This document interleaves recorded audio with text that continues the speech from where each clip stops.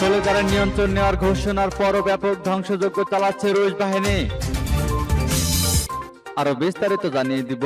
পশ্চিম তীরে 24 ঘন্টায় 4 জন ফিলিস্তিনিকে গুলি করে হত্যা। উত্তর কোরিয়ার সঙ্গে উত্তেজনা, ফের দক্ষিণ কোরিয়া ও আমেরিকার সামরিক মহড়া শুরু। চীনকে ঠেকাতে একসাথে কাজ করবে জাপান, যুক্তরাষ্ট্র, পাল্টা হুঁশিয়ারি চীনের। আরো জানিয়ে দিব। চীনা জাহাজ পর্যবেক্ষণে যুদ্ধ জাহাজ মোতায়েন করেছে ইন্দোনেশিয়া। ইরানের সাবেক উপ প্রতিরক্ষা মন্ত্রীর মৃত্যুদণ্ড কার্যকর। পূর্বে ইউক্রেনে জোরালো প্রতিরোধের প্রশংসায় জেলেনস্কি। এবং সর্বশেষে জানিয়ে দিব, ইউক্রেন যুদ্ধের জন্য যুক্তরাষ্ট্র দায়ী। শুনছিলেন সংবাদ শিরোনাম, এখন বিস্তারিত। তবে তার আগে অনুরোধ থাকবে এই ভিডিওতে একটি লাইক দিন এবং কমেন্টস করে জানিয়ে দিন আপনি কোন জেলা থেকে বা কোথা থেকে আমাদের সাথে যুক্ত রয়েছেন। এবং সংবাদের সর্বশেষ গুরুত্বপূর্ণ আপডেট পেতে চ্যানেলটি সাবস্ক্রাইব করে আমাদের সঙ্গেই থাকুন। সোলেদারের নিয়ন্ত্রণ নেওয়ার ঘোষণার পরও ব্যাপক ধ্বংসযজ্ঞ চালাচ্ছে রুশ বাহিনী। সোলেদারের পথে পথে চলছে রুশ বাহিনীর তাণ্ডব। কখনো ট্যাঙ্ক থেকে গোলাবর্ষণ, আবার কখনো বিমান থেকে চলছে ক্ষেপণাস্ত্র হামলা। রুশ বাহিনী বাখমুতের প্রবেশদ্বারে খ্যাত সোলেদারের নিয়ন্ত্রণ নেয় শুক্রবার। ইউক্রেনের পূর্বাঞ্চলের নিয়ন্ত্রণে আরো এক ধাপ এগিয়ে গেল রাশিয়া। সম্প্রতি ইউক্রেনের বিভিন্ন স্থানে অভিযানের পরিধি শিথিল করে রাশিয়া। এতে রুশ বাহিনীর সক্ষমতা নিয়ে ওঠে নানা প্রশ্ন। গেল ফেব্রুয়ারিতে ইউক্রেনে আগ্রাসন শুরুর পর একে সবচেয়ে বড় সফলতা হিসেবে দেখা হচ্ছে রুশ বাহিনীর জন্য। রুশ প্রতিরক্ষা বাহিনীর মুখপাত্র কুনাশেঙ্কো বলেন, সোলেদার নিয়ন্ত্রণ নেওয়ার কারণে বাখমুতে এখন আর ইউক্রেনীয় বাহিনী প্রবেশ করতে পারবে না। এতে করে বন্ধ হয়ে যাবে তাদের রসদ সরবরাহ। বিশেষ করে দনবাসে লড়াইয়ের জন্য সমরাস্ত্র এবং গোলাবারুদ সরবরাহ অনেকটাই কমে যাবে। তবে এখনো নিজের দাবিতে অনড় ইউক্রেনীয় প্রেসিডেন্ট জেলেনস্কি বলেছেন, শহরটির নিয়ন্ত্রণ এখনো ধরে রেখেছে তার বাহিনী। চলছে তুমুল লড়াই। ইউক্রেনের প্রেসিডেন্ট ভলোদিমির জেলেনস্কি বলেছে, বাখমুত এবং সোলেদারের আমাদের সেনারা বীরের মতো লড়ছে। সেখানে তুমুল লড়াই হচ্ছে। শত্রুদের প্রতিটি হামলার জবাব দেওয়া হচ্ছে। স্থলবাহিনীর পাশাপাশি আকাশ প্রতিরক্ষা বাহিনীও লড়ছে রুশ বাহিনীর বিরুদ্ধে। প্রতিরোধের মুখে সেখানে নিয়ন্ত্রণ নিতে পারেনি দখলদাররা। এ অবস্থায় প্রাণের তাগিদে সোলেদার ছাড়ছেন সেখানকার বাসিন্দারা। তীব্র শীতে দেখা দিয়েছে চরম মানবিক সংকট। পশ্চিম তীরে 24 ঘন্টায় 4 ফিলিস্তিনিকে গুলি করে হত্যা। অধিকৃত পশ্চিম তীরে ইসরায়েলি সেনাদের গুলিতে হাবিব মোহাম্মদ একমাইল নামে 25 বছর বয়সী আরো এক ফিলিস্তিনি তরুণ প্রাণ হারিয়েছেন। পশ্চিম তীরের উত্তরাঞ্চলে অভিযান চালিয়ে ইহুদিবাদী সেনারা এই হত্যাকাণ্ড ঘটায়। এর কয়েক ঘন্টা আগে ইসরায়েলি সেনাদের হামলায় আরো 3 ফিলিস্তিনি নিহত হন। ফিলিস্তিনের স্বাস্থ্য মন্ত্রণালয় জানিয়েছে, বৃহস্পতিবার ইসরায়েলি সেনাদের ছোড়া গুলি হাবিব মোহাম্মদ একমাইলের মাথায় লাগে এবং তাতে মারাত্মকভাবে আহত হন তিনি। তাকে জেনিন শহরের হাসপাতালে নেওয়া হলে চিকিৎসকরা মৃত ঘোষণা করেন। খবর ওয়াফার। এক ঘটনায় আরেক ফিলিস্তিনির বুকে গুলিবিদ্ধ হয়েছেন এবং মারাত্মক অবস্থায় মেডিকেল সেন্টারে চিকিৎসা নিচ্ছেন।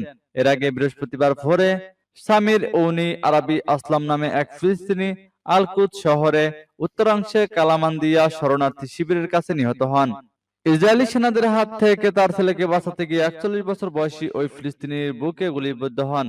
সামাজিক যোগাযোগ মাধ্যমে ছড়িয়ে পড়া ফুটেজে দেখা যায়, আসলান মারাত্মক আহত অবস্থায় মাটিতে পড়ে রয়েছেন এবং ইসরায়েলি সেনারা তাকে ঘিরে রাখে। উত্তর কোরিয়ার সঙ্গে উত্তেজনা, ফের দক্ষিণ কোরিয়া ও আমেরিকার সামরিক মহড়া শুরু। দক্ষিণ কোরিয়া এবং আমেরিকা আবার নতুন করে যৌথ সামরিক মহড়া শুরু করেছে। দক্ষিণ কোরিয়ার পাজো সামরিক কেন্দ্রে অনুষ্ঠানরত এ মহড়ায় দক্ষিণ কোরিয়ার এলিট ফোর্সের আর্মি টাইগার ব্রিগেড নামে একটি ইউনিট অংশ নিচ্ছে। উত্তর কোরিয়ার সঙ্গে যখন আমেরিকা ও দক্ষিণ কোরিয়ার প্রচন্ড রকমের সামরিক উত্তেজনা চলছে, তখন এই সামরিক মহড়া শুরু হলো। যে সামরিক কেন্দ্রে মহড়া চলছে সেটি উত্তর কোরিয়ার সীমান্তের কাছাকাছি অবস্থিত। দক্ষিণ কোরিয়ার সামরিক বাহিনী এক বিবৃতিতে বলেছে, উত্তর কোরিয়া সাম্প্রতিক ধারাবাহিকভাবে উস্কানিমূলক তৎপরতা চালিয়েছে। এর জবাবে আমেরিকার সেনাদের সঙ্গে যৌথভাবে যুদ্ধের লড়াইয়ের অভিজ্ঞতা অর্জনের জন্য এবং সামরিক প্রস্তুতি যাচাই করার জন্য যৌথভাবে সামরিক মহড়ার পরিকল্পনা করা হয়। মহড়ায় দক্ষিণ কোরিয়ার এলিট ফোর্সের 800 সেনা অংশ নিচ্ছে। এতে দক্ষিণ কোরিয়া তার কৃত্রিম গোয়েন্দা প্রযুক্তি এবং সর্বাধুনিক অস্ত্রশস্ত্র ব্যবহার করছে। অন্যদিকে আমেরিকার পদাতিক বাহিনীর স্ট্রাইকার ব্রিগেড এ মহড়ায় অংশ নিচ্ছে। দক্ষিণ কোরিয়া সম্প্রতি কয়েকবার নিশ্চিত করেছে যে তারা আমেরিকার কাছ থেকে পরমাণু অস্ত্র পাওয়ার বিষয়ে আলোচনা চালাচ্ছে। এতে দক্ষিণ কোরিয়ার সঙ্গে উত্তর কোরিয়ার উত্তেজনা আরো বেড়েছে। তবে মার্কিন প্রেসিডেন্ট জো বাইডেন পরমাণু অস্ত্র নিয়ে দক্ষিণ কোরিয়ার সঙ্গে আলোচনার কথা নাকচ করেছেন। সূত্র আনাদোলু এজেন্সি। চীনকে ঠেকাতে একসাথে কাজ করবে জাপান ও যুক্তরাষ্ট্র, পাল্টা হুঁশিয়ারি চীনের। চীনকে ঠেকাতে একসাথে কাজ করার ঘোষণা দিয়েছে জাপান ও যুক্তরাষ্ট্র। ওয়াশিংটনে মার্কিন প্রেসিডেন্ট জো বাইডেনের সাথে জাপানি প্রধানমন্ত্রী ফুমিও কিশিদার বৈঠক শেষে এই ঘোষণা আসে। বেজিং বিরোধী এই প্রচেষ্টায় ইউরোপের মিত্ররাও থাকবে বলে জানান কিশিদা। তবে পাল্টা হুঁশিয়ারি দিয়েছে চীনও। স্নায়ুযুদ্ধকে উস্কে দেওয়ার অভিযোগে এনেছে শি জিনপিং প্রশাসন। খবর আল জাজিরার। শুক্রবার হোয়াইট হাউসে বৈঠকে বসেন বাইডেন ও ফুমিও। বাইডেনের জাপান সফরের বছর না পেরোতে ফের আলোচনার টেবিলে দুই রাষ্ট্রপ্রধান। হংকং ও তাইওয়ান ইস্যুতে বেজিং এর সাথে বিবাদের মাঝেই ওয়াশিংটন টোকিওর এই ঘোষণায় নতুন করে উত্তেজনার পারদ পড়েছে। বৈঠকে দ্বিপাক্ষিক সম্পর্ক উন্নয়নের নানা ইস্যুতে আলোচনা হলেও সবচেয়ে বেশি গুরুত্ব পায় তাইওয়ানের চীনের তৎপরতার বিষয়টি। পাশাপাশি উত্তর কোরিয়ার ক্ষেপণাস্ত্র কর্মসূচিও উঠে আসে বৈঠকে। এই আলোচনায় বেজিংকে টোকিও এবং ওয়াশিংটনের জন্য হুমকি আখ্যা দেন জাপানের প্রধানমন্ত্রী। চীনকে ঠেকাতে জাপান যুক্তরাষ্ট্র একসাথে কাজ করার আহ্বান জানানো ফুমিও কিশিদা। পাশাপাশি দুই দেশের মধ্যকার কৌশলগত ও সামরিক সহযোগিতা অব্যাহত রাখার উপরও জোর দেন তিনি। চীন বিরোধী এই প্রচেষ্টায় সামিল থাকার আহ্বান জানান ইউরোপীয় মিত্রদের প্রতিও। চীনা জাহাজ পর্যবেক্ষণে যুদ্ধ জাহাজ মোতায়েন করেছে ইন্দোনেশিয়া। উত্তর নাতুনা সাগরে চীনা কোস্টগার্ডের জাহাজ পর্যবেক্ষণে যুদ্ধ জাহাজ মোতায়েন করেছে ইন্দোনেশিয়া। সমুদ্র সম্পদে সমৃদ্ধ এই অঞ্চলকে দুই দেশই নিজেদের বলে দাবি করে আসছে। ইন্দোনেশিয়ার নৌবাহিনীর প্রধান যুদ্ধ জাহাজ মোতায়েনের বিষয়টি জানিয়েছে। শনিবার ইন্দোনেশিয়ার নৌপ্রধান লাকসামানা মাদিয়া মোহাম্মদ আলী জানিয়েছেন, একটি যুদ্ধ জাহাজ, সামুদ্রিক টহল বিমান ও ড্রোন মোতায়েন করে চীনের জাহাজটিকে নজরদারিতে রাখা হয়েছে। ইন্দোনেশিয়ার নৌপ্রধান আরো বলেছেন, চীনের জাহাজটি সন্দেহজনক কিছুই করেনি। তারপরও মাঝে মধ্যে এটি ইন্দোনেশিয়ার এক্সক্লুসিভ ইকোনমিক জোনে ঢোকায় আমরা পর্যবেক্ষণে রেখেছি। সূত্র আল জাজিরা। ইরানের সাবেক উপপ্রতিরক্ষা মন্ত্রীর মৃত্যুদণ্ড কার্যকর।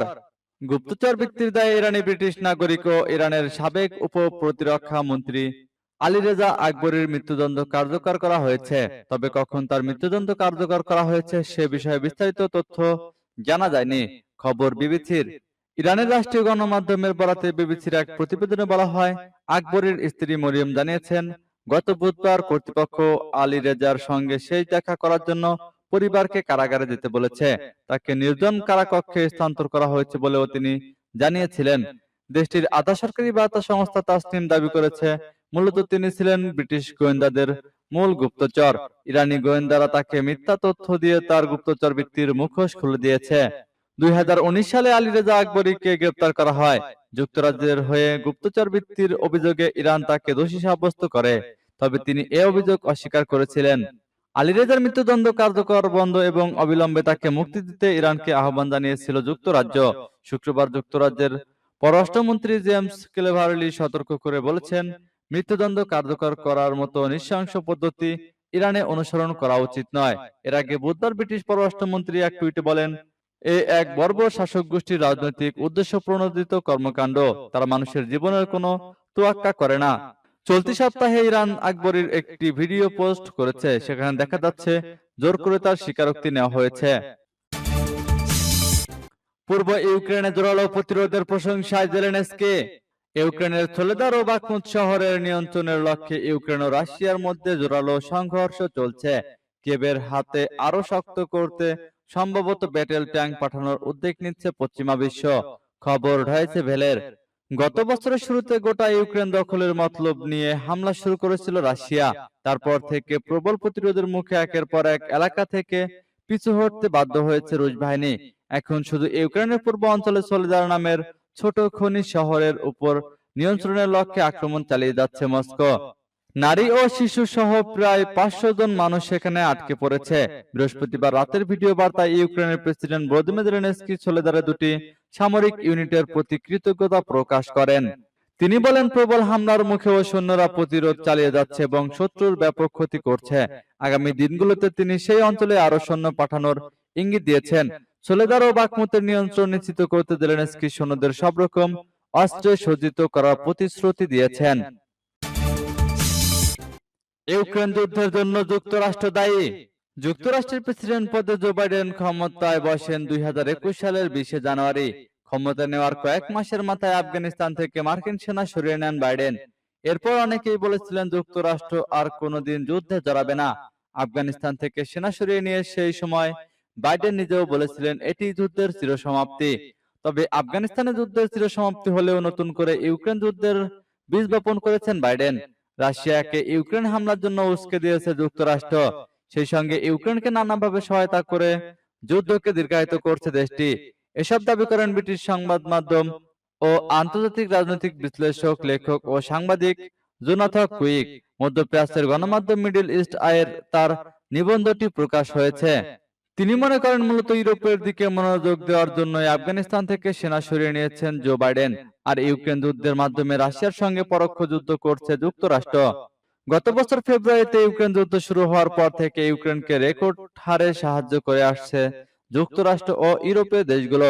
আর এ কারণেই এ যুদ্ধ থামছে না, এমন দাবি এই বিশেষজ্ঞের। যুক্তরাষ্ট্র কিভাবে এই যুদ্ধের জন্য দায়ী তার বেশ কয়েকটি কারণ বর্ণনা করেছেন তিনি। এর মধ্যে অন্যতম একটি কারণ হলো 2021 সালের জুনে ইউক্রেনকে সদস্য বানানোর জন্য ন্যাটোর আশ্বাস। ইউক্রেন অনেক বছর ধরে ন্যাটোর সদস্য হতে চায়। ন্যাটো চায় তাদের জোট সম্প্রসারণ করতে। এদিকে রাশিয়া চায় রাষ্ট্রীয় নিরাপত্তা। মূলত এই চাওয়া না চাওয়া আর পাওয়া না পাওয়া নিয়েই গোলযোগ বাঁধে। একদিকে ইউক্রেনের ন্যাটোর সদস্য হওয়ার আগ্রহ, অন্যদিকে রাশিয়ার নিরাপত্তা জোরদারের প্রচেষ্টা। দুই মিলে শুরু হয় সংঘর্ষ।